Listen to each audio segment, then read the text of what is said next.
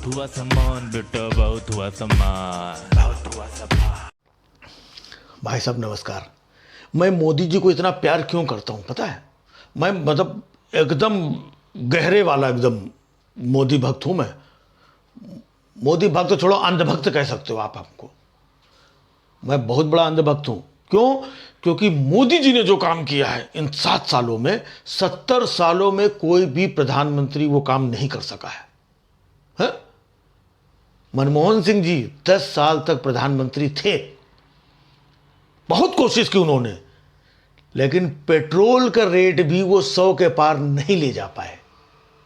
ये काम हमारे मोदी जी ने करके दिखाया।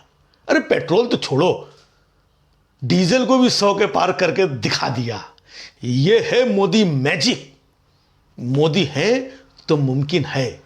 मोदी जी कर सकते हैं। मोदी जी जो कहते हैं वो करते हैं। मोदी जी ने क्या कहा था? सबका साथ सबका विकास। तो मोदी जी ने 125 करोड़ देशवासियों को साथ में लिया और विकास किया पेट्रोल और डीजल का, है वो भी सबके लिए। 125 करोड़ देशवासियों के लिए किया, ऐसा नहीं कि किसी को छोड़ दिया हो। ये जो पेट्रोल और डीजल के दाम बढ़ाए, सबके लिए बढ़ाए उन्होंने। और डीजल का दाम देखिए, वो सो मतलब डीजल तो खुशी से पगलाया हुआ घूम रहा है। कभी ये जनरेटर के पास जाता है, कभी वो ट्यूबवेल के पास जाता है, कभी वो ट्रैक्टर के पास जाता है। ये जितने भी डीजल जीवी लोग हैं ना, सबके पास जा जाके बता रहा है, जनरेटर भाई देखो 100 पहुंच गया हूं। अरे ट्यूबवेल भाई इधर आओ, 100 अरे ट्रैक्टर भाई 100 पहुंच गया हूं। कई बार तो ये डीजल इमोशनल हो जाता है, रोने लगता है। जनरेटर भाई, ट्यूबवेल चाचा, ट्रैक्टर ताऊ, हमने जिंदगी में नहीं सोचा था कि मेरे जैसा इतना छोटा आदमी 100 पार कर पाएगा। लेकिन मोदी जी की कृपा से इतना मामूली आदमी भी आज 100 पार कर गया।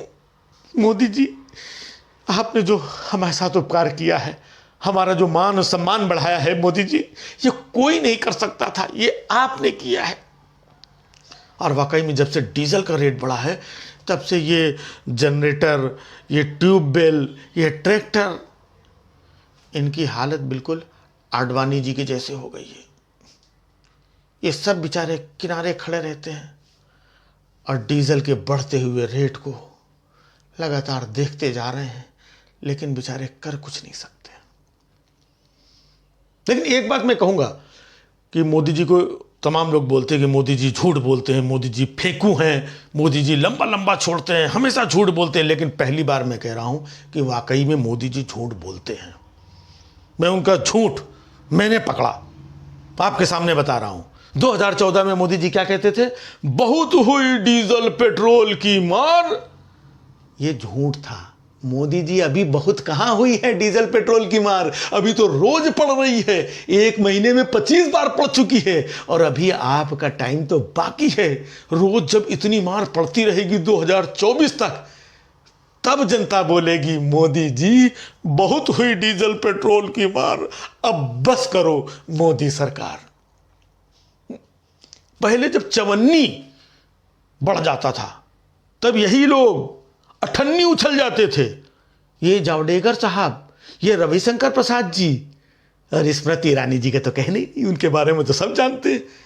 ये लोग चिल्लाते थे, अरे इतना तेल का भाव बढ़ गया, इंटरनेशनल मार्केट में कम होने के बाद में भी ये मनमोहन सरकार लूट रही है, ये जनता को लूट रहे हैं, ये महंगाई की मार, बहुत हुई महंगाई की।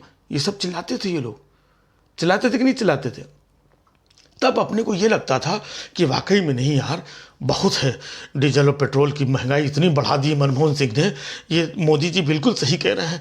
मोदी जी जैसे तैसे भी आ जाएं, बस एक बार मोदी जी पीएम बन जाएं।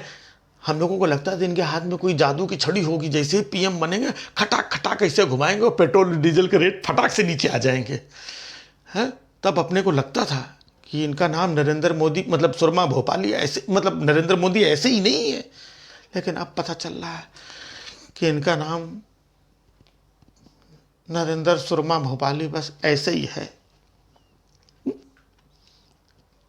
अब हमारे ये देखिए, जितने हमारे बड़े बड़े सेलिब्रिटीज हैं, अक्षय कुमार साहब, हाँ, अमिताभ बच्चन साहब, अनुपम खेर साहब, ये तो हमको लग रहा है कि आजकल जो है ये नाली वाली गैस से अपनी गाड़ी चला रहे हैं। जो मोदी जी ने एक बार नहीं नाली वाली गैस से चाय बनाई थी ना, हाँ, तो उस गैस से गाड़ी भी चल रही इन लोगों की। नहीं, वो इसलिए लग रहा है क्योंकि 2014 के पहले यही अमिताभ बच्चन, यही अनुपम खेर, यही अक्षय कुमार रोज ट्वीट करते थे जब पेट्रोल का भाव बढ़ जाता था। अब तो ये सब गायब है। इसका मतलब बस उसी वाली नाली वाली गैस से लोग इनकी गाड़ी चला रहे हैं, इसलिए इनको कोई फर्क नहीं पड़ रहा है। अच्छा, जब भी पेट्रोल का और डीजल का दाम बढ़ता है तो हमें यह बताया जाता है कि ये इंटरनेशनल मार्केट में भाव बढ़ रहे हैं, इस वजह से बढ़ाया जा रहा है। इंटरनेशनल मार्केट का हमको हवाला दिया जाता है। लेकिन एक चीज बताते हैं कि एक महीने में 25 बार ये जो तेल का दाम बढ़ा है ना, पेट्रोल डीजल का, इसको कोई कंट्रोल कर सकता है, और वो कौन है मैं बताता हूं। चुनाव। बंगाल को चुनाव हुआ था, कैसे कंट्रोल हो गए थे? जब तक चुनाव था 1 रुपया नहीं बढ़ा। अब बस इतना जो पेट्रोल के भाव रोज बढ़ रहे हैं ना, बस एक बार यूपी को चुनाव हो जाए, बस वही इनको कंट्रोल कर सकते हैं। अच्छा, इंटरनेशनल जो मार्केट है ना, वो भी और कुछ समझे ना समझे हमारे बारे में, लेकिन हमारे यहाँ के चुनावों के बारे में वो भी समझता है। उसको भी लगता है अच्छा, इंडिया में चुनाव हो रहे हैं, कहीं यूपी, बंगाल, पंजाब, चीजें नहीं, अब पेट्रोल का रेट कम करो। तो यहां जैसे चुनाव होते हैं, इंटरनेशनल मार्केट वाले पता नहीं कैसे यहां का भाव कम कर देते हैं। वैसे पेट्रोल के रेट भले बढ़ रहे हों, लेकिन मोदी जी ने इस बीच में एक राहत जो जनता को दी है, 80 करोड़ लोगों को फ्री राशन दे रहे हैं। इसका मतलब मोदी जी का मानना है कि इस देश में 80 करोड़ लोग ऐसे हैं जो राशन खरीदने में सक्षम नहीं है, उनका यह मानना है। अब सोचिए, 80 करोड़ लोग जो राशन खरीदने में सक्षम नहीं है, उनको भी 100 रुपए का पेट्रोल ये पिलवाए पड़े हुए हैं। 100 रुपए का पेट्रोल। ये गरीब आदमी, आम आदमी, कॉमन मैन, जो बेचारा महंगाई से वैसे ही त्रस्त था, महामारी से त्रस्त था, दवाई इलाज से त्रस्त था, अपनों को खो चुका है, बेरोजगारी से त्रस्त था, हाँ, उसको रोज ये पेट्रोल 2 रुपया, 4 रुपया, 54, 58 रोज बढ़ाए पड़े हुए हैं। तो अब तो आम आदमी के दिल से सिर्फ एक ही आवाज निकलती है, उसकी आत्मा से आवाज निकलती है, ठीक है, हम तो आम आदमी हैं, कुछ नहीं कर सकते हैं। बहुत हुई मोदी सरकार की मार, अब और नहीं मोदी सरकार।